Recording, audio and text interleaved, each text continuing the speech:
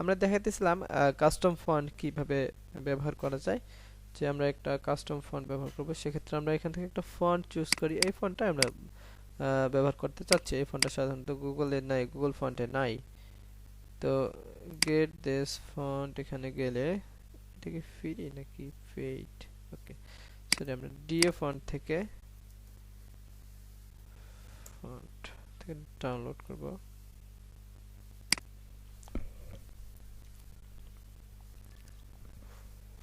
এখান থেকে আমরা একটা আমাদের পছন্দ মতো ফন্ট ডাউনলোড করব। সাপোজ এই ফন্টটা আমাদের নাই, কার্সিভ ফন্ট, দ্য বিউটি, এটা আমরা ডাউনলোড করব।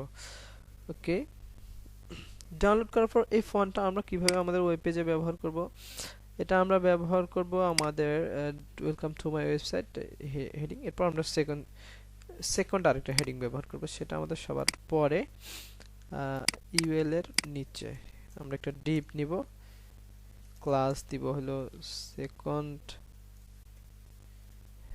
হেডিং। ওকে, তো এই সেকেন্ড হেডিংটাতে আমরা যে কাজটা করব সেটা হলো আমরা আর একটা ফন্ট নেব H3, this is second heading, এবং আমরা এটা সেন্টার ট্যাগের মধ্যে দিলে ভালো হবে, সেন্টার, তাহলে আমাদের মাঝখানে থাকবে লেখাটা। হ্যাঁ, এবং আমাদের ওয়েবসাইটটা দেখতেও খারাপ দেখা যাবে না, সুন্দর লাগবে। এটাতে আমরা একটা ক্লাস, সেকেন্ড হেডিং লাগবে না, ক্লাস, আমরা যেহেতু ক্লাস ব্যবহার করছি অলরেডি সেকেন্ড হেডিং নামে, এখানে আমরা সেকেন্ড হেডিং ডট ক্লাসটা দিলাম। তারপর আছে H3, আমরা ফন্ট ফ্যামিলি দিব কাস্টম ফন্ট। ওকে, তো আমরা এই কাস্টম ফন্ট ফ্যামিলিটা আমরা কিভাবে ব্যবহার করব, এখানে আমরা শুধু ডাউনলোড করছি, এখনো কোনো কিছু করিনি। তো আমরা ডাউনলোডস থেকে আমরা ওপেন করলাম, ওপেনে গিয়ে আমাদের ফোল্ডারে ওয়ার্ক ফাইলে আমরা যে কাজটা করব, এখান থেকে এই যে আমাদের ফন্টটা .ttf, এটা আমরা এখানে কপি করলাম, দ্য বিউটি .ttf, এটা হলো ফন্ট। আমরা এই ফন্টটা এখন এখানে ইম্পোর্ট করব। আমরা add add font face,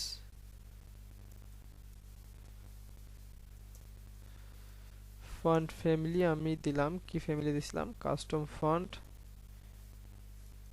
custom font source আমি বলে দিলাম, URL source, URL source SRC source URL আমি বলে দিলাম যে আমার ইমেজটা এই নেমে আছে। এটা কোথায় আছে, আমার যেহেতু সেম ডিরেক্টরিতে আছে, যে style.css যেই ফোল্ডারে আছে এটাও সেই ফোল্ডারে আছে, এই জন্য এর সামনে পিছনে কোনো কিছু করতে নেই, শুধু ফাইল নেমটা দেওয়া হয়েছে।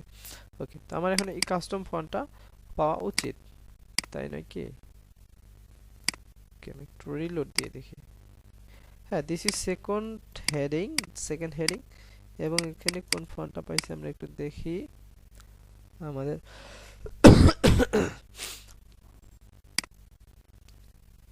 নরমালি ছিল আমাদের কি ছিল, নরমালি ছিল ওপেন চান্স। আমরা বডিতে যেহেতু ওপেন চান্স দিছি, সেক্ষেত্রে নরমালি ছিল ওপেন চান্স।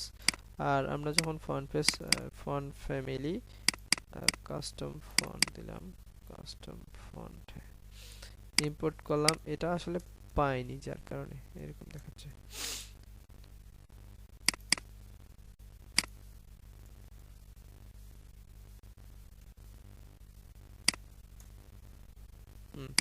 একদম এটা আমরা এটা রিনেম করে দিই, কারণ স্পেস থাকলে আসলে ঝামেলা হয়।